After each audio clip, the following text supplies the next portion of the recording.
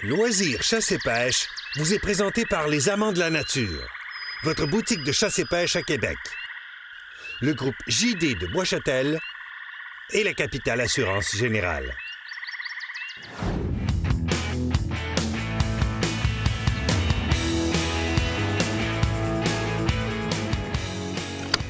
Moi, je suis prêt. Hit, en plein dedans. 265 mètres la balloune. Off, one shot.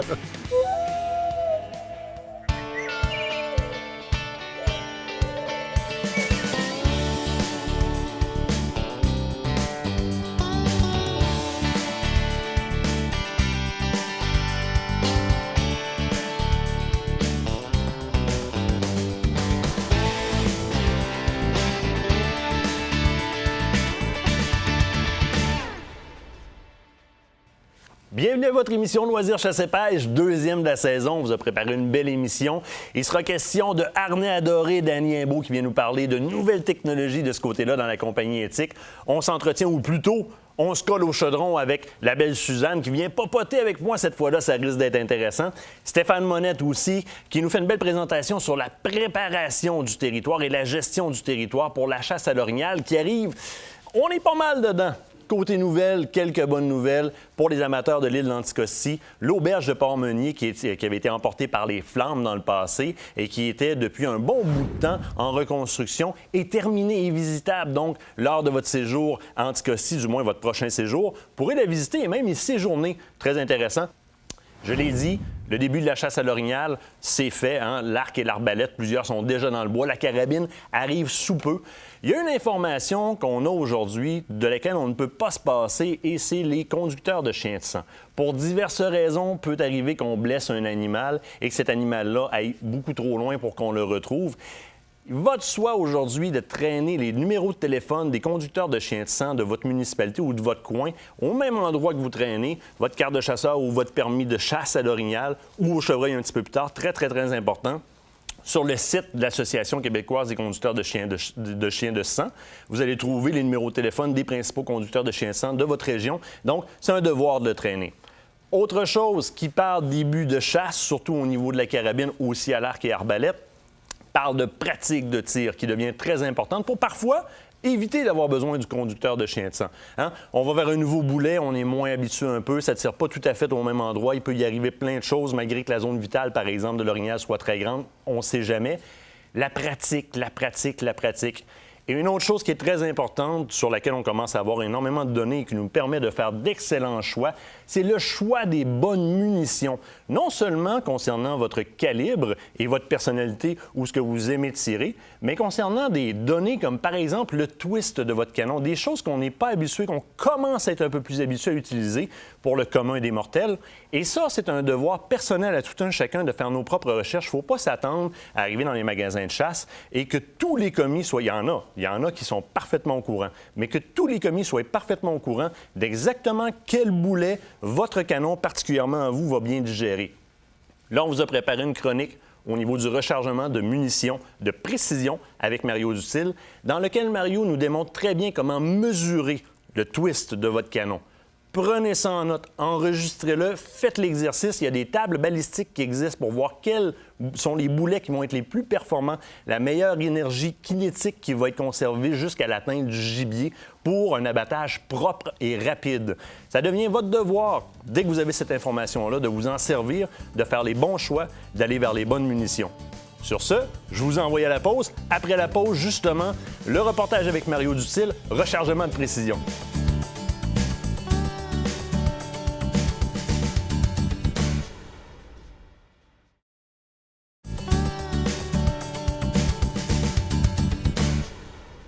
Mario Dutil, comment ça va? Ça va super bien, et toi, mon ami? En forme, en forme. Très intéressant comme formation. Je suis super content d'y participer. Tu nous as invités lorsqu'on était en studio. C'est une mine d'informations que n'importe quel chasseur qui veut prétendre à faire du rechargement devrait venir chercher comme formation. À l'instar, par exemple, d'un manuel qui peut peut-être nous apprendre à faire du rechargement économique. Mais là, toi, tu nous parles d'une théorie qui est une théorie qui vise vers l'initiation au rechargement de précision, ce qui est différent. Tout à fait. Le rechargement, l'avantage qu'il y a, c'est sûr qu'il y a un côté économique très intéressant, surtout pour quelqu'un qui aime tirer de façon régulière. Mais l'élément le plus important, c'est la qualité de la cartouche qu'on va avoir, OK? Et aussi la précision que cette cartouche-là nous donne. OK? Donc aujourd'hui, OK, ce qu'on regarde ensemble, c'est on va regarder plein de choses. On regarde la terminologie. Okay? Oui. Donc, si je te parle, par exemple, de l'épaulement d'une cartouche, si je te parle du culot de la cartouche, si je te parle du bow tail d'un boulet, qu'est-ce que ça dit pour toi? Alors, il faut commencer déjà par regarder cette terminologie-là pour qu'on puisse bien se comprendre. Acquérir les bons termes, question d'être capable même d'aller plus loin plus tard dans la formation et même dans cette partie, parce que là, tu me parles de la partie théorique de la formation qui est très, très, très importante. J'ai besoin de ces termes-là pour comprendre les points qui suivent. Oui, parce qu'aujourd'hui, ce que nous faisons, c'est vraiment une introduction. Okay? Ça nous rend complètement opérationnel pour faire une cartouche de bonne qualité, de qualité supérieure à une cartouche match qu'on retrouve en boutique, là, OK? Surtout avec le plaisir de la faire nous-mêmes. Oui, c'est pas négligeable. Oui. C'est pas négligeable.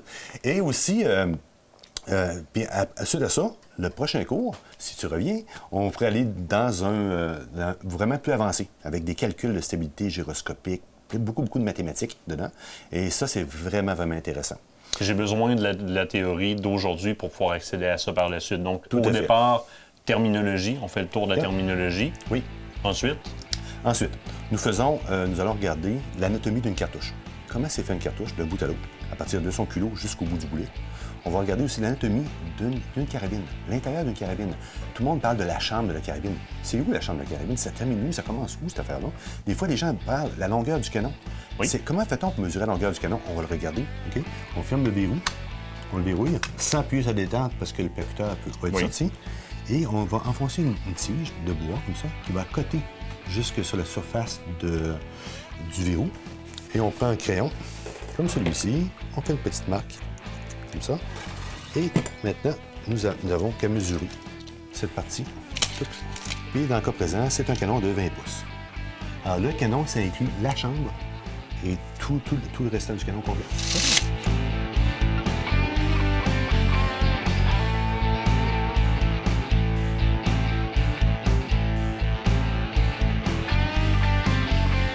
Alors, Martin, si on veut mesurer le pas du canon, ce qu'on a communément appelé le twist, on prend une rod rigide du bon calibre, on met une brosse du calibre que nous voulons utiliser, on met autour un chiffon pour permettre une adhérence profonde, forte dans les rainures du canon. On prend un ruban de masking tape, communément appelé de masking tape. oui. Ça va?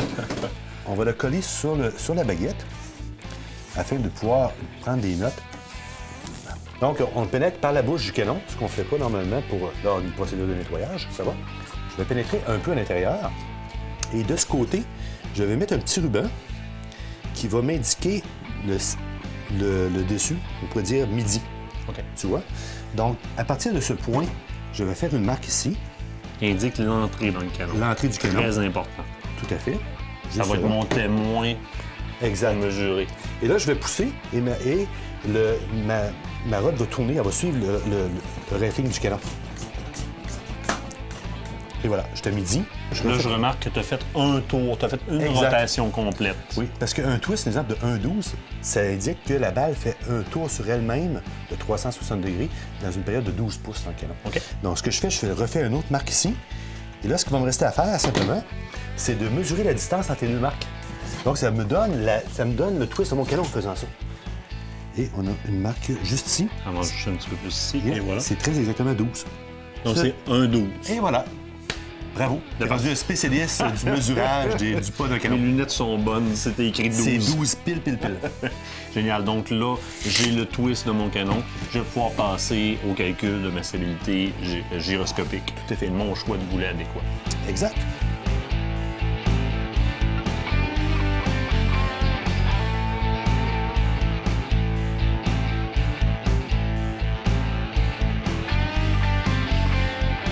Ensuite de ça, on fait le contrôle de qualité. Donc, le contrôle de qualité, on va s'assurer de la longueur de la douille, de la cartouche au complet, selon les normes SAMI. Les normes SAMI, c'est des normes standards qui veut dire Small Arm Ammunition Manufacturing Industry. Donc, c'est une norme qui normalise les cartouches. Donc, si tu vas chez un fournisseur d'équipement de plein air, tu achètes des cartouches qui sont écrites 308 Winchester et tu as une carabine qui est écrite 308 Winchester sur le côté du canon, bien, tu peux prendre la cartouche, la mettre dans l'arme et tu fermes le verrou. Maintenant, qu'est-ce qui permet ça? C'est SAMI. SAMI dit aux fabricants des cartouches, mon petit loup, tu fabriques une cartouche pas plus longue que ça, pas plus grosse que ça. Et il dit aux fabricants d'armes, ta chambre doit être pas plus large que ça, puis pas plus longue que ça, pour que ça rentre un dans l'autre. Donc, tu peux y aller avec tout. Donc, nous allons travailler aujourd'hui. Nous travaillons avec les normes SAMI. Alors, nous fabriquons des cartouches qui sont entièrement dans la norme SAMI. Et ce contrôle de qualité-là, c'est ce qui met un peu terme à la partie théorique de la formation. Tout à fait. Donc, on regarde aussi la concentricité aussi. La précité, vous allez voir, tu vas voir que la concentricité est beaucoup plus précise qu'une cartouche faite de tablette, parce qu'une cartouche faite en industrie, ça sort à gros volume. Nous, nous allons le faire en 10 étapes très bien définies. Puis ce qui est le fun, c'est lorsqu'on va faire ça, OK, après, là, lorsque tu tires avec ton arme, bien là, le résultat qui est au bout, là, ça t'appartient. C'est toi qui l'as fait. C'est toi qui l'as fait. Tu peux pas dire, Kérim, c'est mauvaise balle, mauvais ci, mauvais ça. Non, non, non. C'est toi qui l'as fait, puis c'est toi qui tires. Tu as le contrôle sur tout. Le résultat est tellement satisfaisant, c'est, mon doux, c'est tout un accomplissement. Super intéressant au niveau théorique. Restera la partie pratique.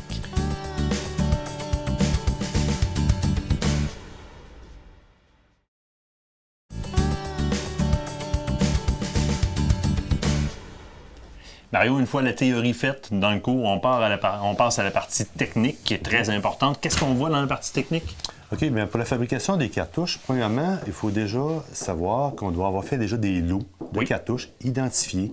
Ces douilles-là, à l'intérieur, ont été tirées, ils vont passer leur vie dans la même boîte, OK? Ils ont le même poids, le même volume, même grandeur. Ce sont des clones. D'ailleurs, puisqu'on le fait dans le cours, quand je suis participant au cours, je le fais de façon pratique. Oui. Tu nous installes à peser des douilles pour s'assurer d'avoir des groupes de 20 douilles de la même famille. Exactement ça. Fait que, donc, ils doivent être regroupés.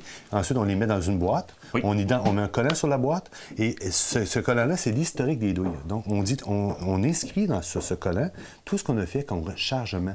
Donc, on sait qu'elle a été chargée 2 fois, 3 fois, 4 fois, avec tel type de poudre, etc., etc. Donc, on a un suivi de son historique de vie de cette cartouche-là. Et la journée qu'elle n'est plus bonne, que l'une de ces cartouches-là n'est plus bonne, l'ensemble des douilles prend le bord de la poubelle. Tout simplement. On passe à l'autre douille. Une fois qu'on a sélectionné ces douilles-là, on passe à la deuxième étape qui est d'enlever. C'est ça. Là, ce qu'on va faire maintenant, c'est qu'on va enlever maintenant les amorces. Oui. Donc, ces douilles-là, elles sont noires, elles sont sales parce qu'on les a déjà tirées, ça va. On enlève les amorces de l'intérieur. On prend le temps de les enlever comme il faut. Et on va les mettre dans un tumbler ou parfois on va utiliser un ultrasonique pour nettoyer en profondeur l'intérieur de la douille. Par la suite, on les met dans un tumbler, c'est un agitateur avec des petites graines, des petits grains de noix qui vont comme finir un petit poli très, très doux au niveau de la douille. Ça va enlever toutes les imperfections, la saleté, pour remettre la douille vraiment propre à l'état neuve. On le voit visuellement, on les a mis, elles étaient sales, on les sort, puis tu vois, on les sort, c'est brillant, c'est couleur brasse, c'est très, très beau. Yeah. Donc, déjà là, le gros du lavage est fait. On va compléter ce lavage-là, par exemple. Oui, on fait des petites retouches, des petites finitions un peu pour mettre... Ça ne change pas la précision de la balle, mais par contre, ça rend le truc plus agréable, plus beau à lire, comme dirait ma blonde. C'est-à-dire qu'on va carrément, la fenêtre pour l'étincelle, on va aller nettoyer, Oui, bien ça, c'est une autre étape. C'est que maintenant, c'est que le système nettoie, mais ne nettoie pas en profondeur. Donc, on a vu ce matin le pocket primeur, c'est l'endroit où la morse se loge. On doit nettoyer ça. On doit nettoyer aussi le flasheau, le tout, où le feu où l'étincelle passe. Exactement ça, pour enflammer la poudre. Donc, on se doit nettoyer l'intérieur de ces deux éléments-là, mettre ça bien propre. OK?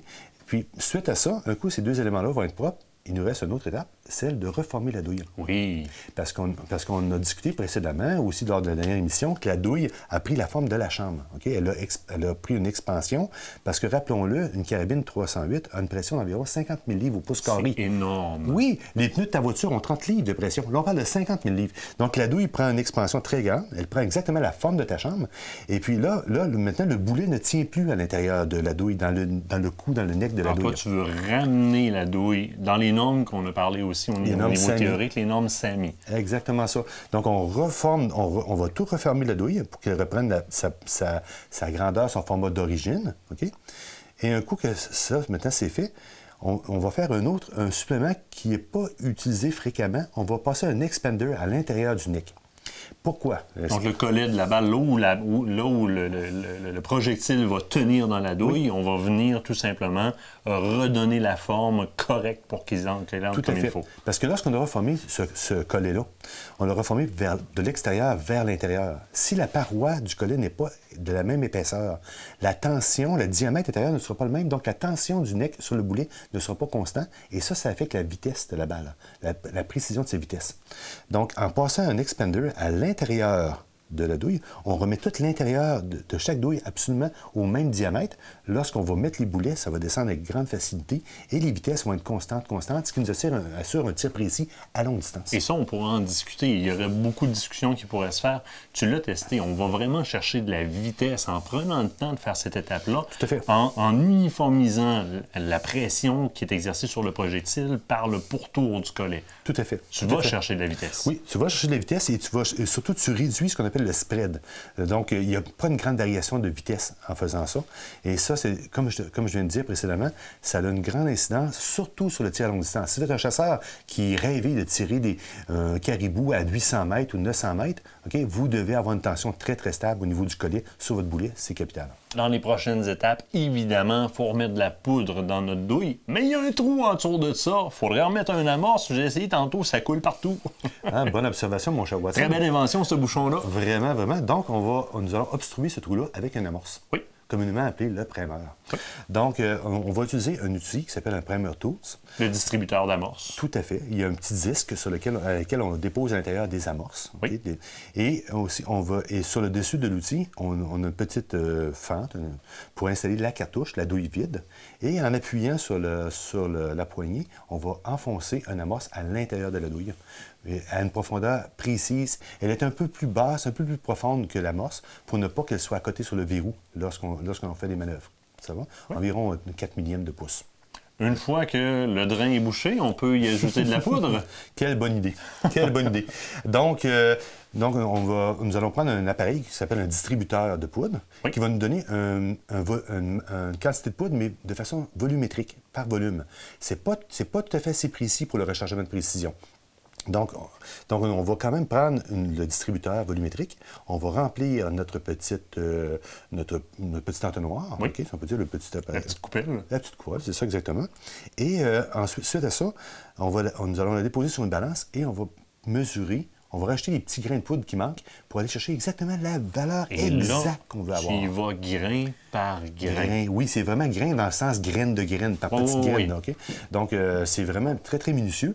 Mais ça nous permet d'avoir une charge très, très, très constante de poudre, ce qui va assurer une pression et une vitesse constante du boulet à la sortie du canon. Il restera strictement qu'à mettre un boulet là-dessus, qui est la prochaine étape. Tout à fait. Donc, maintenant que tous les charges, on s'assure premièrement que tous les douilles sont remplis de poudre. Étape, parce que pour être sûr qu'on n'a pas oublié une, oui, c'est un détail non négligeable. Hein? Mais la double vérification est de mise dans le rechargement. Tout à fait. Okay? Et puis, suite à ça, nous allons prendre la douille qui est pleine de poudre, nous allons la mettre dans la presse, nous allons déposer un boulet sur le dessus, et on va avec l'aide d'un die qu'on appelle un seater, c'est beaucoup de termes anglais dans ça, mais qui est pour assir le boulet dans la douille, on va assir le boulet à l'intérieur de la douille à une profondeur précise, okay, qui normalement est la norme SAMI. Et on va le mesurer. Nous, on ne le mesure pas à partir de la longueur hors tout de la douille. On va utiliser des instruments plus précis qui mesurent la longueur à partir de l'ogive, à partir de la forme ronde, qui nous indique à quelle distance nous sommes exactement du rifling du canon, de la rainure qu'on a mesurée précédemment durant la journée. On prend le temps de l'ajuster. Tout à fait. Question d'avoir encore là une exactitude, une constance continuelle. C'est le but. Le tir de précision, de toute façon, c'est une succession de constances. Okay? La douille, la tension est constante, la profondeur du pocket primer est constante, la charge de poudre est constante, le poids du boulet est constant, la profondeur est constante, tout est constant, la longueur de la douille est constante, et notre technique de tir doit être constante, notre position de tir constante, notre concentration constante, et le résultat va être constant. On va arriver exactement dans le même trou. On va se diriger sur un pas de tir, on va expérimenter nos cartouches et tu vas être agréablement surpris de voir de la précision. Ça, c'est le fun parce que dans notre cas, on a le temps, on va aller tester les cartouches qu'on vient de faire, les munitions qu'on vient de faire sur un pas de tir. Mais pour terminer avant, au niveau de la formation, Mario, c'est important. Il y a une question que je dois te poser. Oui. Dans mon cas, je prenais une formation qui était une formation de rechargement. initiation au rechargement. Oui. On a des auditeurs qui font du rechargement depuis un bon petit bout de temps et qui ont besoin de coaching en rechargement. Est-ce que ces gens-là peuvent s'adresser à toi aussi? Oui, tout à fait. On a un cours spécifique pour des gens qui font déjà du rechargement. Ce n'est pas un cours d'initiation, c'est un cours, on pourrait dire, de perfectionnement. C'est du rechargement avancé. Donc, il faut savoir que c'est ça, tes formations sont personnalisées. Oui. C'est-à-dire que le bloc 1 de ta formation, qui est l'initiation au rechargement de précision, est le même pour tous. Mais par la suite, si c'est quelqu'un qui est chasseur, c'est un bloc numéro 2. Yep. A, par exemple, tireur de précision, tireur à la cible vont avoir un autre. Exact. Alors que pour les forces armées et la police, par exemple, tu fais des choses qui sont complètement différentes. Et tu remets évidemment un certificat de complétion du cours à la fin. Tout à fait. Donc, comme Ben, vous avez travaillé fort. Vous avez mis des efforts, vous avez mis des sous dans ça, et pourquoi pas une belle récompense? on s'en va au pas de tir, on s'en va essayer ça. J'ai hâte de voir notre Yeah, résultat. j'ai hâte.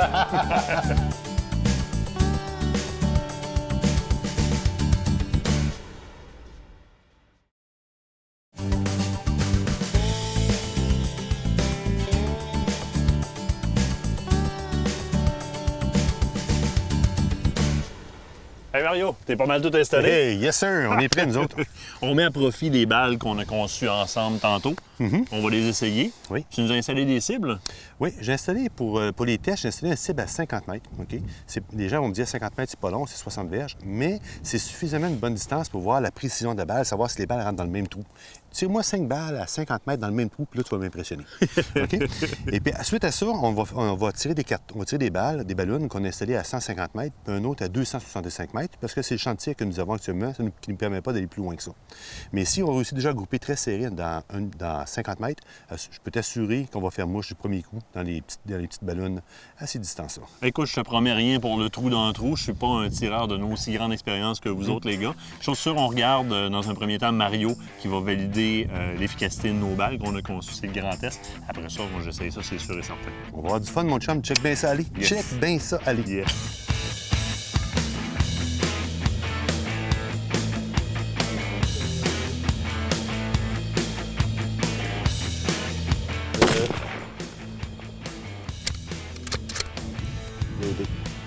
Tu fais la correction immédiatement?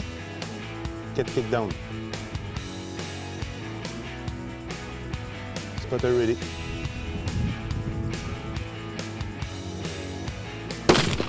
Hit.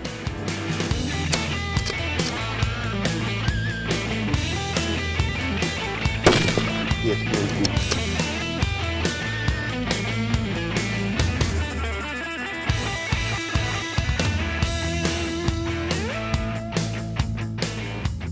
S'il n'y a pas de balle, tu me dis quelle place que t'es. Si t'es encore dans le centre ou pas. OK.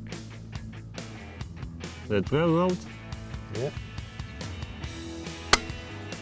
Centre. Parfait. Bouge pas.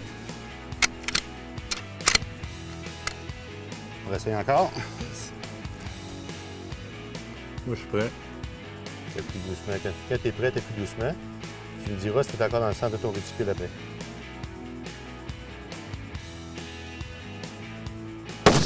Ah, il y avait une base cette fois-ci.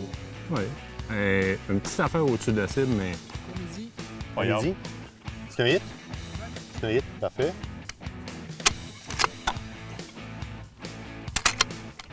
Il y a peut-être une balle, mais peut-être pas. Toujours le même point de visée. Oui. Moi, je suis prêt. Un petit peu, mon petit peu. Peut-être plus doucement. Je laisse le doigt se détendre après. Fait que les balles se touchent comme ça? Oui, oui, oui. OK. Là, ça touche. Il y en a peut-être une, il y en a peut-être pas.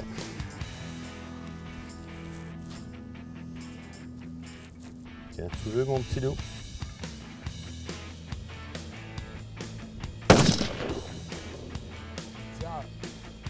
À 10 heures. C'est un hit encore? 10 heures. OK. Faut pas oublier que la cible là-bas, la grosse cible, c'est un 10 cents. OK? La petite cible en dessous, ça a un quart de pouce.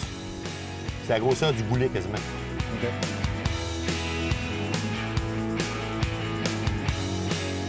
Moi, je suis prêt. Je vais juste attendre qu'il n'y ait pas de coup de vent. Et moi, être immobile. Moi, je suis prêt. Elle est morte! C'est pas tough, ces ballons-là, hein?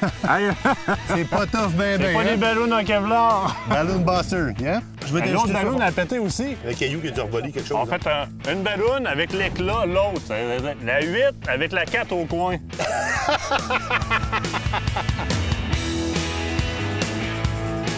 Alors, la ballonne bleue, au fond. Moi, je suis prêt. Hit, en plein dedans.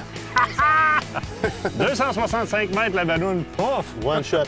C'est pas mal plus petit qu'un orignal, ça. Hein? Pas mal plus petit qu'un C'est orignal. un peu ça. plus petit qu'un orignal. Yeah, c'est cool, hein? Ben, c'est super, mais la position de tir est excellente. Puis l'arme aussi, on tire avec une Fierce. Yeah. C'est la coche. Numéro hein. 1. Ouais, Numéro c'est 1. Hey, c'est le fun. Et en plus, on t'a pas parlé de quelque chose de plus important. La qualité des balles, mon petit loup. Oui, la qualité des Oh balles my qu'on a God! faites. On a de Numéro la un. balle ici, là. Là, c'est le tour au gars en arrière de la caméra là-bas. Yeah, on va lui faire essayer ça. Il était un gars de la caméra. Comment? Ah ouais, fais ton tour!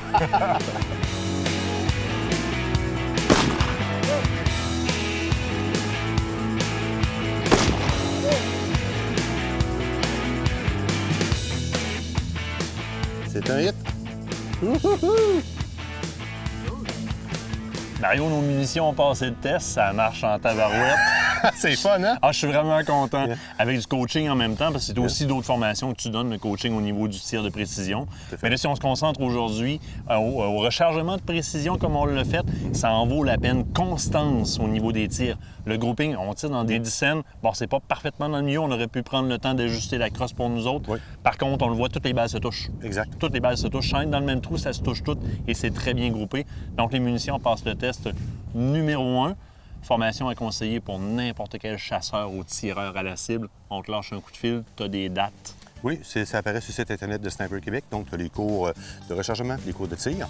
Puis, vous êtes les bienvenus, les gars. Vous revenez quand vous voulez. On se revoit. Oh yeah! C'est sûr et C'est certain. certain. Hey, un gros merci, mon ami. C'était super plaisant. Un gros merci. À la prochaine. Merci, bye.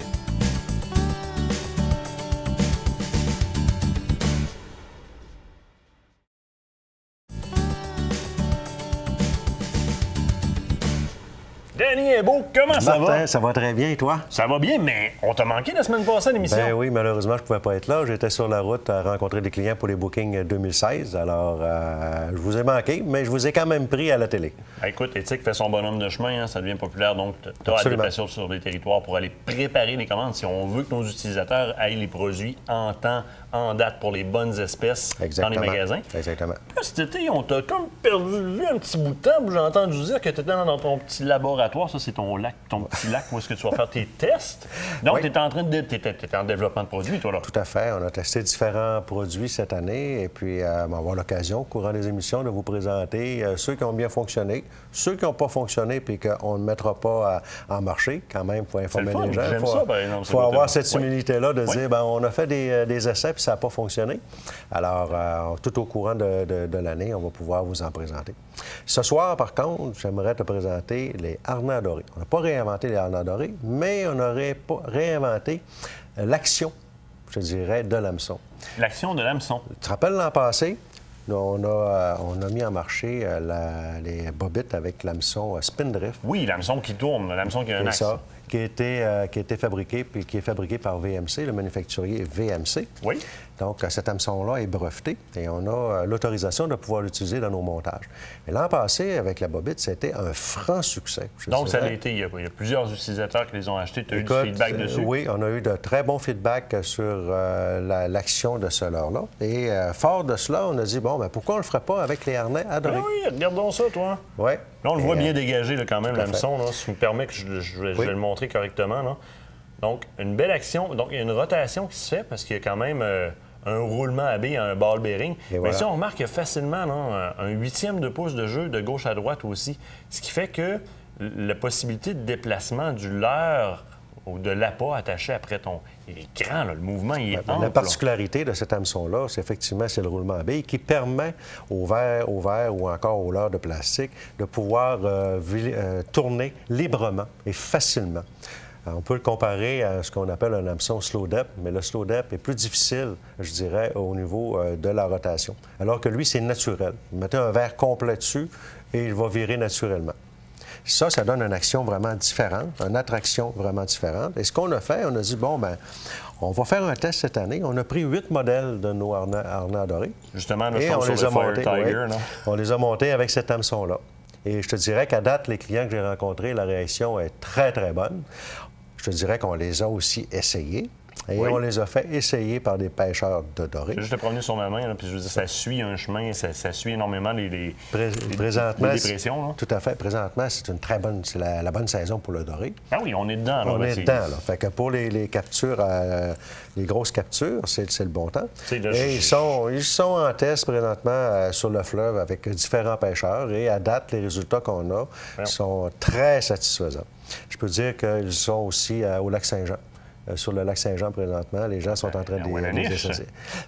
Oui, ça peut être la Wannaniche, mais aussi le doré. Parce que tu sais que moi, cette année, je me suis amusé à me servir de tes harnais adorés. Ben là, j'ai commis un délit avec un marcheur de fond et ton harnais adoré avec un verre au bout pour aller chercher de la truite dans les profondeurs. Et puis, est-ce que ça a fonctionné? Ça a fonctionné, ça a fonctionné. Ça n'a pas été mon meilleur coup de la saison. Je te dirais que le bon vieux montage, hameçon président, tout simplement avec un verre, a eu plus d'intérêt pour moi. Ça a mieux fonctionné avec une Toronto Wobbler qu'avec le harnais adoré. Mais je m'en suis servi parce que j'avais besoin d'aller chercher de la profondeur et je me disais j'avais quand même une bonne distance. Puis là, je joue avec tes cuillères puis je me rends compte que tu parlais du fleuve, là, on a des couleurs qui sont typiques. Là. Absolument. Ça, c'est une Absolument. couleur qui existe aussi dans le Toronto Wobbler. Oui, Et que j'ai, effectivement. moi, utilisé beaucoup cet été. Les petits, entre autres, je leur ai fait poigner quand même pas mal de truites avec cette coloration-là dans le Toronto Wobbler. Puis on retrouve quand même des colorations puis des patronages, des points, des patronages qui sont typiques à plusieurs poissons qui deviennent des proies dans nos cours d'eau. Donc, ça devient intéressant à utiliser comme couleur. Tout comme la Fire Tiger, on trouve tellement de la perche chaude partout, que ce soit dans le fleuve, que ce soit dans la majorité des lacs dans lesquels on pêche, beaucoup de lacs. Ça devient intéressant. Là. C'est des couleurs qui sont le fun. Je te ferai remarquer que c'est des couleurs qui sont UV. Oui, Donc, en une nouvelle plus. technologie, le pouvoir attractif de ces leurres-là est beaucoup plus puissant que les cuillères plus traditionnelles.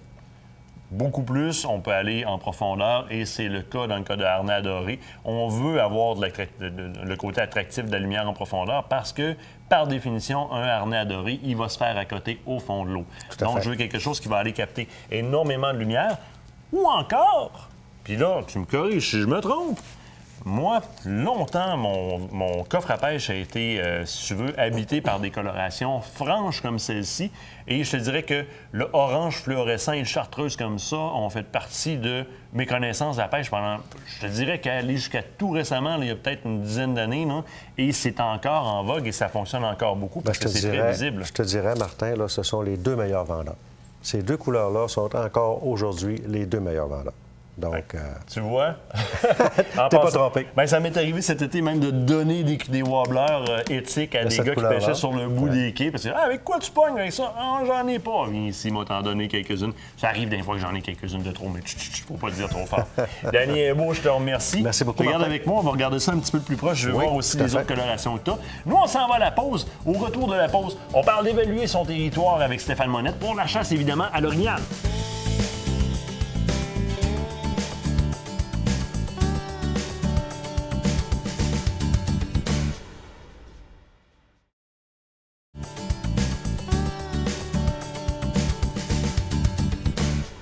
Stéphane, on vient de se trouver un beau terrain de jeu. Absolument. Là, avant de commencer à aller jouer dans le bûcher puis dans la forêt, etc., il faut évaluer ce terrain-là. Absolument. Quelles étapes on suit? Bien, la première affaire, on regarde la température. Là, il fait chaud. Puis de plus en plus, en septembre, on se ramasse avec des temps qui sont très, très chauds. Fait que ce qu'on va regarder, c'est les points d'ombre. Les endroits où est-ce que les arbres sont matures, où est-ce qu'il va y avoir un degré de température moins élevé qu'en plein soleil comme on le fait là. Fait que moi, ce que je fais, puis écoute, on a fait des tests, là. Il y a des endroits là, qui pouvaient faire, mettons, 25 degrés, puis on a trouvé avec des thermomètres des endroits fermés où il y a de beaucoup d'arbres matures, soit des conifères ou des feuillus, mais que la température pouvait descendre de 8-10 degrés. Fait que pour les orignaux, c'est là qu'ils vont être quand le temps va arriver. Là, on est sur le bord d'un plan d'eau, c'est parfait, parce que l'eau aussi va amener un certain d'eau de fraîcheur au territoire. Après ça, ce qu'on va faire, c'est qu'on va regarder comment est-ce que les orignaux peuvent aller selon les accès au plan où est-ce qu'on est. Bien entendu, on le sait qu'entre le lac, il y a une bande d'arbres qui est importante. Cette bande d'arbres-là va être un endroit probablement que quand ils vont sortir de l'eau, qu'ils vont se coucher là, ils vont arrêter là, ils vont rester là. Fait que, à partir de là, Première chose qu'on va faire, on pourra aller prendre une marche, Martin. OK. Aller voir s'il y a des traces, comment est-ce que c'est. Mais là, vu qu'il fait très chaud, on sait que ça va être les fins de journée qui vont être très, très actives ou les débuts de matin. Fait que sur un site comme ça, vu que c'est montagneux, je vais aller me mettre sur un belvédère. Je vais m'en aller plus haut. Je vais probablement laisser aller un peu de poudre d'automne pour voir où est-ce que ma poudre va aller se placer. Puis si le vent s'en va vers le bas de la montagne, bien, je vais être couvert. Puis s'il y a un orignal qui sent ça, va sortir par la coulée, va s'en venir là. Je vais travailler aussi avec une station d'odeur parce que je vais la déposer sur le bord du lac. Parce que dans cette cuvette-là, c'est là que le vent se promène le plus. Fait que ce que je vais faire, je vais me faire une station d'odeur avec les fameuses bouteilles de l'urine de femelle. Puis là, je vais laisser aller ça. Mais comme je te dis, il n'y a pas de miracle, là, il va faire chaud, puis les automnes sont de pire en pire. Donc, il faut travailler les éléments du terrain pour être capable de bien évaluer puis de bien voir. Un autre signe qui est intéressant ici, c'est qu'il y a une rentrée d'eau qui rentre dans cet étang-là. Oui. Il y a des algues que les orignaux vont manger.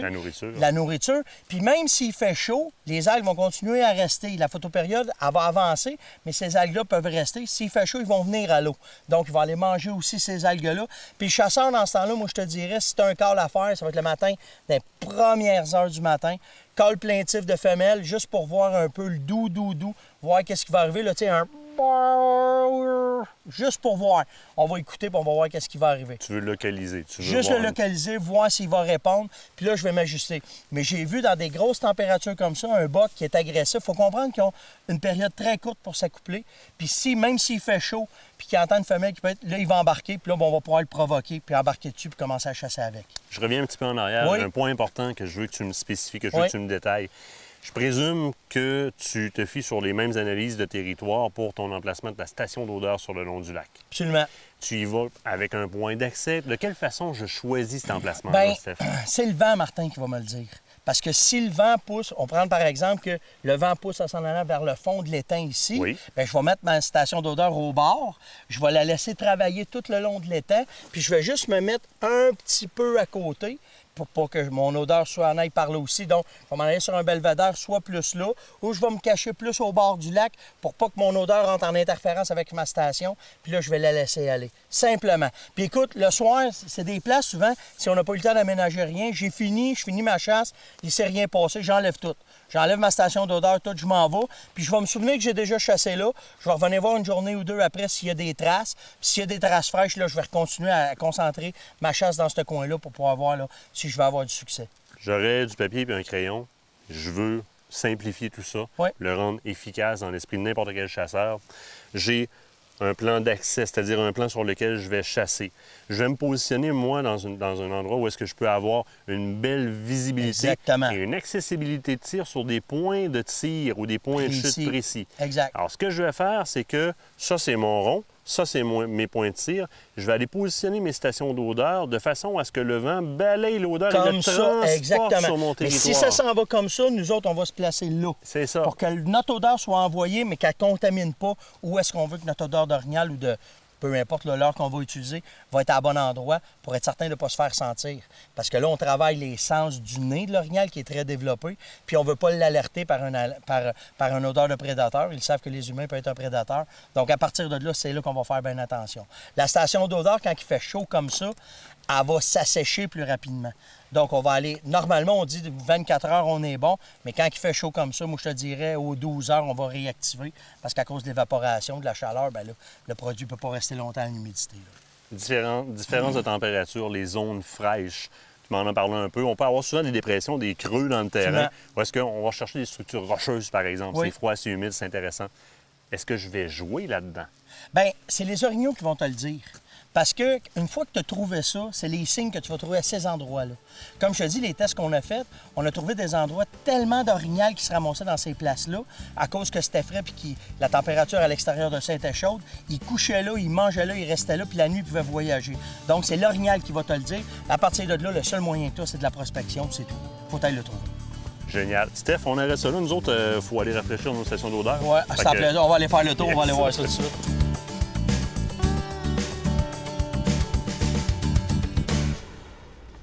Toujours de très bons renseignements avec Stéphane. Très éducatif, vous le faites au travers de l'écran, c'est presque comme en personne, super efficace. On parle d'Orignal. Votre revue Sentier Chasse-Pêche de ce mois-ci est dédiée à l'Orignal, en celle de septembre, ou presque entièrement. Et une autre chose de quoi on parle dans la revue et qui me touche beaucoup sous la plume de Jeannot Ruel, c'est mon choix d'article d'ailleurs pour cette semaine. On parle aussi de choix de calibre et on parle aussi de rechargement. Donc on revient à nos amours de cette émission-ci, si on le veut.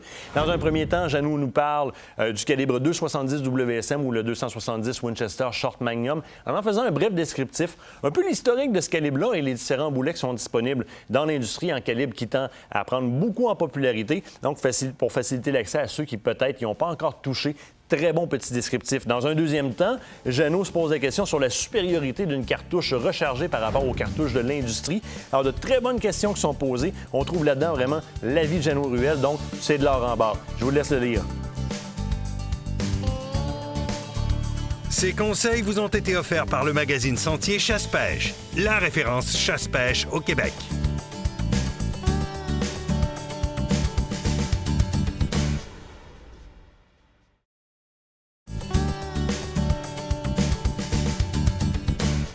Suzanne, bienvenue dans ma cuisine. C'est le fun de te recevoir dans d'autres circonstances. Puis là, aujourd'hui, là, t'es la chef. Moi, je suis l'exécutant. Je t'écoute.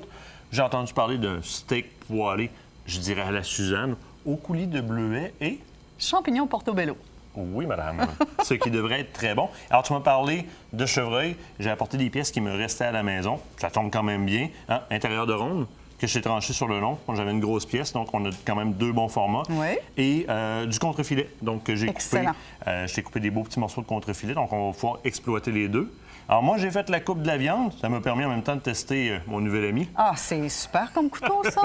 Mon ami Éric Séguin qui me fait des couteaux cette année. Honnêtement, ça fait toute une différence. Dans la qualité de la coupe des viandes qu'on va utiliser, ça fait une différence. Puis, écoute, j'adore ça. J'adore ça. Alors, moi, ma partie, elle est faite. Le reste, c'est ton art. Je t'écoute et j'exécute. Dans le fond, Martin, là, ce que j'aimerais dire, c'est que les auditeurs, là, il faut qu'il y ait du plaisir à cuisiner le steak poêlé. C'est sûr que les gens préfèrent le barbecue parce que souvent, poêlé, ils vont manquer leur recette. Oui. Ils ne sont pas contents de la qualité de leur viande. Ils trouvent que la viande n'est pas assez tendre. Donc, il y a des petits trucs, il y a des règles d'or. Puis c'est ce qu'on va faire aujourd'hui. On va parler de ces règles d'or. Les points fondamentaux. Oui, effectivement. Même avant la cuisson d'un steak pour le réussir poêlé. Premièrement, il faut pas cuire une viande qui sort directement du réfrigérateur. Sacrilège. Alors, il faut prendre au moins 45 minutes à 1 heure de repos à température de la pièce et il faut saler immédiatement nos pièces de viande sur le dessus et le dessous avec un bon sel grossier, comme un sel qu'on appelle le fleur de sel ou encore le sel cachère. Donc, c'est très, très bien. Ça va permettre de faire une très belle croûte lors de la cuisson. Souvent, nos chasseurs vont dégeler leur pièce de viande pour faire un steak poêlé comme ça. Lorsqu'elle va dégeler, il va sortir beaucoup de liquide. Avant de la laisser tempérer et de la saler, ce qu'on va faire, c'est qu'on va prendre la peine de l'essuyer correctement pour que la viande soit un peu plus sèche et qu'elle puisse, justement, que le sel ait l'action que tu recherches. Donc, c'est la deuxième règle d'or, bien éponger le surplus liquide. Ça va permettre, au lieu de faire bouillir la viande, ça va nous permettre d'avoir, le sang va rester bien à l'intérieur, puis ça va nous permettre une meilleure cuisson plus uniforme au niveau de l'humidité de nos pièces de viande. Donc, avant de les poêler, il faudrait vraiment dire aux téléspectateurs que les gens aiment beaucoup le beurre avec le steak, mais il faut vraiment prendre du beurre clarifié parce que ce beurre-là ne contient pas de petit lait, puis ça évite de faire bouillir la viande. Donc, si vous êtes vraiment amateur de beurre, on peut utiliser le beurre avec l'huile d'olive ou encore mettre le beurre à la toute fin de la cuisson sur votre steak, le laisser fondre dessus. Donc, ça, c'est une autre règle d'or. On ne met pas de beurre directement dans la poêle si ce n'est pas du beurre clarifié. Relativement simple. En succursale, en épicerie, le beurre clarifié de l'Académie culinaire, facile à trouver. En plus, il est sans lactose. Donc, première étape, on va huiler avec l'huile d'olive nos pièces de viande. Parfait. Je prends l'huile d'olive. J'ai parti ma poêle là, qui commence à être quand même relativement chaude. On va la grimper. Oui, quand feu même moyen vif. Donc, c'est vraiment important. La poêle doit monter à peu près à 150 degrés. On veut quelque chose qui est chaud. Ça peut effectivement. Je vais te laisser, on va y aller à la série. On en met un petit peu. Ce qu'on veut, c'est qu'on veut vraiment aller emporter sur les deux côtés. Oui, sur Alors, les moi, deux je vais pièces. souvent dire qu'on modèle... Et voilà. Oui, tu peux l'étendre comme ça en faisant glisser. Tout simplement. l'huile. On y va. On pourrait dire grossièrement, mais en fait, je veux m'assurer que ce soit... Il y en a même assez de ce côté-là. Oui, Il m'en tu reste pourrais même assez sur utiliser pour les quelques premières pièces. Là, Je t'en rajoute dans la main si t'en manques. Oui. Là. Viens un petit peu, vas-y un petit peu.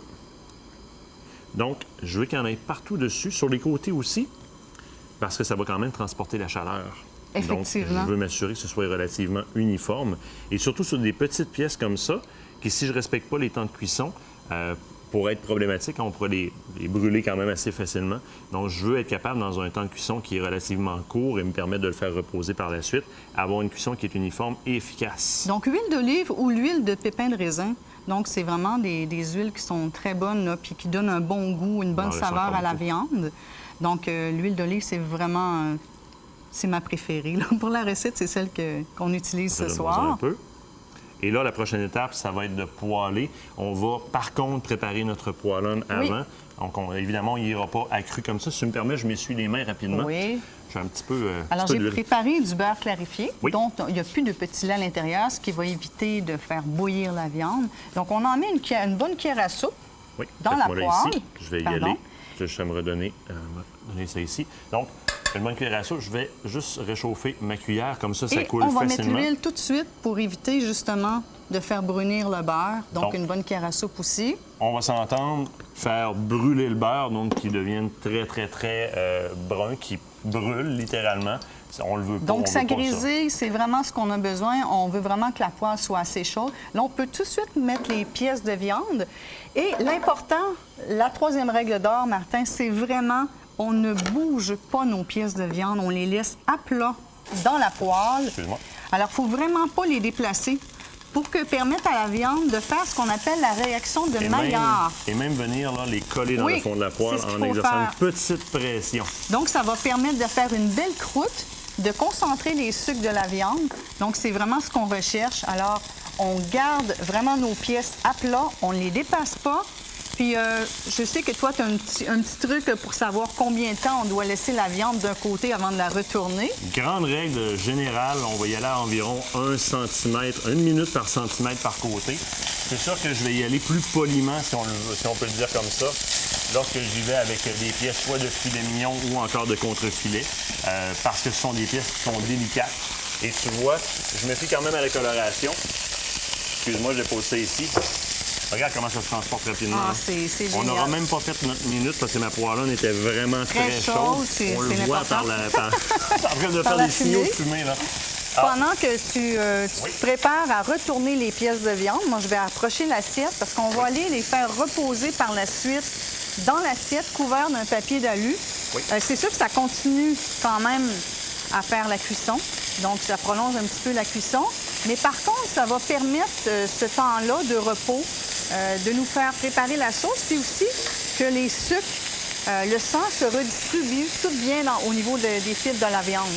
Donc, c'est pratiquement prêt, Martin. Et on veut y aller en temps de repos, là, à quantité égale ou peut-être même au double de la quantité du temps de cuisson, en fait. Un bon 5 minutes. Pour que cette répartition-là se fasse bien. Et ça me permet aussi de les garder moins longtemps, de garder un beau médium saignant qui est le fun et qui a la bonne température au centre. Donc, moi, je suis prêt. Parfait. Je suis prêt. Alors, on les dépose dans l'assiette.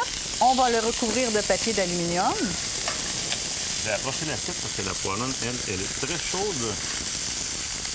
Ça sent divinement bon. Oh oui, ça sent déjà très bon, là. Alors, on va agrémenter ce beau steak-là de chevreuil avec ma sauce au coulis de bleuet et portobello, champignons portobello. Donc, je t'ai préparé déjà les champignons, les échalotes françaises, l'ail et puis les épices pour agrémenter le tout. On va se servir du même poêlon de toute façon parce qu'on va aller récupérer les sucres de cuisson. Exactement. Donc, on recouvre l'assiette. Si tu me permets, pendant que tu fais ça, je vais juste me réallumer. Ici, moi, j'ai perdu ma flamme. Et voilà, c'est Donc, reparti. ça repose pendant qu'on va préparer notre divine sauce. Oui. Donc, champignons portobello, échalotes ail. Alors, on fait revenir dans la poêle ces aliments-là. Puis, on essaie d'avoir une petite coloration. Là. Donc, il faut vraiment que l'échalote puisse devenir un petit peu dorée. Alors, je les montre. Ils sont coupés quand même En en lanière, deux sur la hauteur du chapeau, là. Donc, en deux sur la hauteur du chapeau. Ce sont des champignons qui vont absorber beaucoup de liquide. Hein? Donc, on va rajouter encore une petite cuillère à soupe de beurre clarifié. Donne-moi là ici. Voilà. Je vais aller la déposer. Donc, cuillère à soupe supplémentaire de beurre clarifié. Question de redonner du liquide. Et un peu d'huile d'olive, parce Je vais y que aller c'est avec vrai un que les bon champignons filet d'huile portobello, d'olive. ouais, ils boivent beaucoup. Là. Ça boit beaucoup. Donc, si je ne fais pas ces étapes-là, je vais me ramasser avec un manque de graisse dans le fond de mon plat. Je vais y aller immédiatement, je vais les mettre. Le temps avance vite, il nous reste 2 minutes. Mais c'est pas une recette qui est très, très longue non plus à réussir. Et on va voir que ça va blondir quand même assez rapidement parce que j'ai tout de même un bon feu là, sous la poêle. Donc, pendant que ça cuit, Martin, Oui. et que ça prend sa saveur aussi, on va pouvoir parler des autres ingrédients qu'on rajoute. Donc, on va avoir 2 tasses de bleuets. Oui. Donc, c'est sûr que quand on a les bleuets de saison, les petits bleuets sauvages, c'est vraiment plaisant. Sinon, on utilise les bleuets congelés. Donc, ça fait Ils très font bien. très bien. Oui, ça fait très bien. Est-ce que je les ajoute directement? Attends encore juste un tout petit peu. Tu veux qu'ils soient blondis, là? Oui, Parfait. encore un tout petit peu. Voilà. Je vais rapprocher les autres ingrédients. Donc, c'est beau, tu peux commencer déjà à mettre les bleuets. Pendant ce temps-là, Les bleuets. je vais simplement préparer. La raison pour laquelle je vais tranquillement, c'est que je veux pas d'un seul coup changer la température du mets qui est en cuisson, donc je veux pas y aller tout d'un coup. Parce que Avec, je suis prêt à la cuisson, carrément. Excellent. Avec le romarin, Martin, j'ai fait une infusion qu'on va mettre à même la recette. Oui. Donc, j'ai laissé infuser 10 minutes, une belle branche de romarin, pas plus que ça. Et on va rajouter une tasse de bon vin rouge. Oh! Et tous ces ingrédients-là, ils vont servir à faire la sauce. Donc, une fois que T'as tout a amené du vin mijoté, ici? parfait, je rajoute la tasse de vin rouge. Sylvain que Stéphane Monette nous a ramené de la Colombie-Britannique, des amis à lui par là-bas. Parfait. On met le vin. Et pour épaissir la sauce, j'ai préparé de la fécule de maïs que je vais délayer dans un petit peu d'eau. Puis qu'on va mettre à même la sauce. Et une fois que la sauce va avoir mijoté, qu'elle va avoir épaissi, on la passe au blender tout simplement. Et notre sauce va être prête. C'est pas plus Par compliqué contre, que ça. nous, il va falloir commencer à nous préparer une assiette si on veut Parfait. goûter. Parce qu'on Alors- est dans le 30 secondes de la fin de l'émission. Ça va très rapidement. On va agrémenter le tout avec la sauce, la purée de fenouil et les petites carottes au beurre. Donc, je te laisse, Martin, mettre la viande dans l'assiette. Pendant ce Oui. temps, je vais installer les légumes. Moi, je vais te placer peut-être 3 beaux petits morceaux.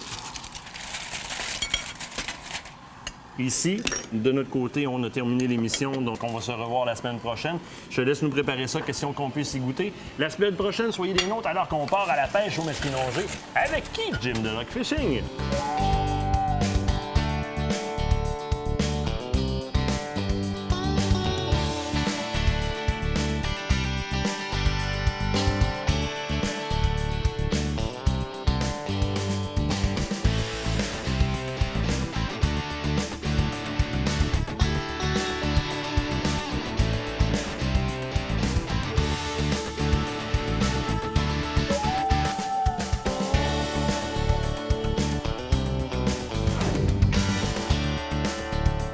Oh, yes! Hey, une belle attaque, ça! Yes, monsieur. Hey! Moi, je vais aller te le présenter. Lève-moi ça. Et voilà! Yes!